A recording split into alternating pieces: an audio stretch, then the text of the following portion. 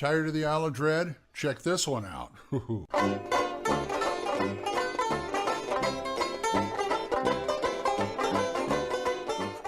Hi folks, Old Man Grognard here, and today we're going to look at another of Geoffrey McKinney's creations, The Isle of the Unknown. Isn't that a beautiful cover? I love that cover. This is written again by Geoffrey McKinney in 2011.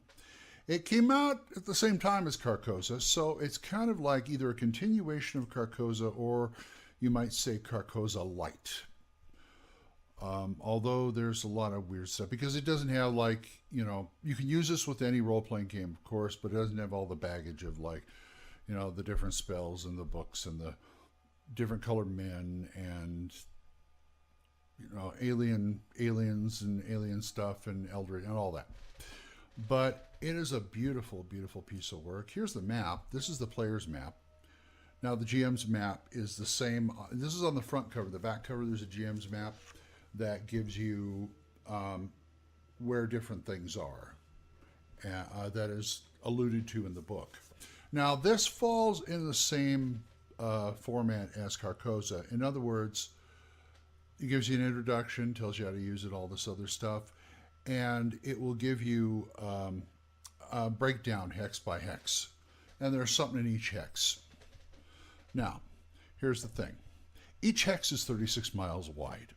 So he puts one, maybe two things in there. There's population on there. There's priests, there's clerics, there's magic users, there's villages, there's one city on there. This is an island. This is an island. Remember I told you about how I wanted to use Carcosa as an island on, say, Astonishing Swordsman or Mutant Future and stuff. This is set up as an island. And the flora and fauna can be really weird. Let me show you. Okay, here's a few hex breakdowns. Those are actual creatures in the game.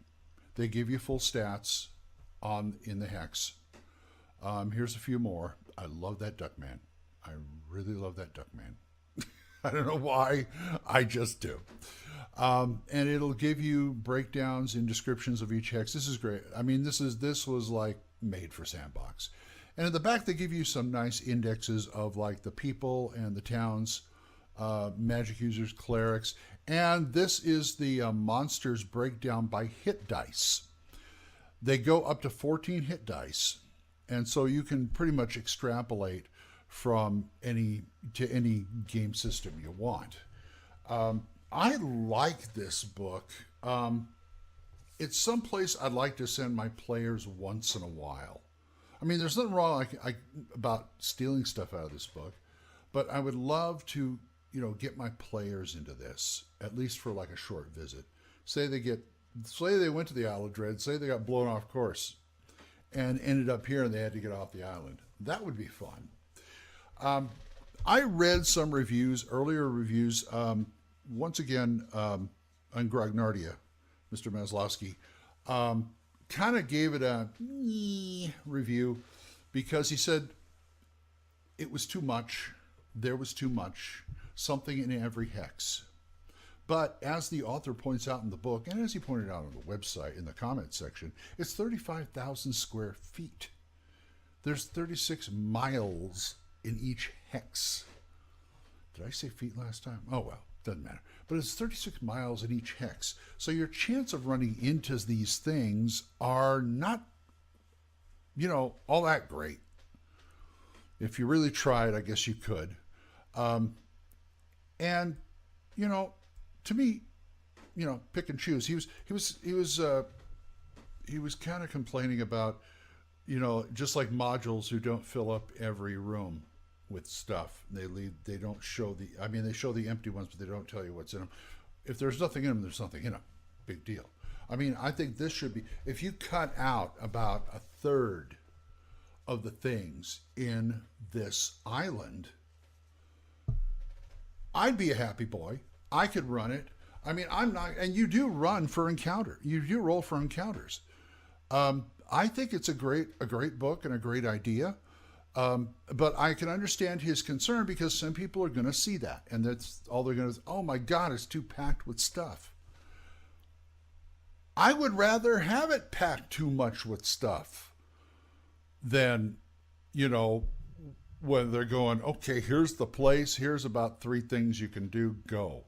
Yeah, it fire. Yeah, I know GMs like that kind of stuff, but if you give me too much stuff, I use the actor's motto, or rather the director's motto for actors is, you can always, give me too much.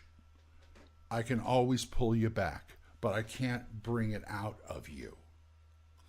So if you're given too much to a director as an actor, he knows how to pull you back to where it is. But if you're sitting there not giving him anything, he has to work 3 times as hard to get you to act, give stuff. And it's the same thing with this. I'm happy getting too much. I mean, I will take, that's one of my gripes on things like Tegel Manor and Dungeon of the Bear. It's like everything. Well, I just start pulling out my red pencil and cutting out stuff.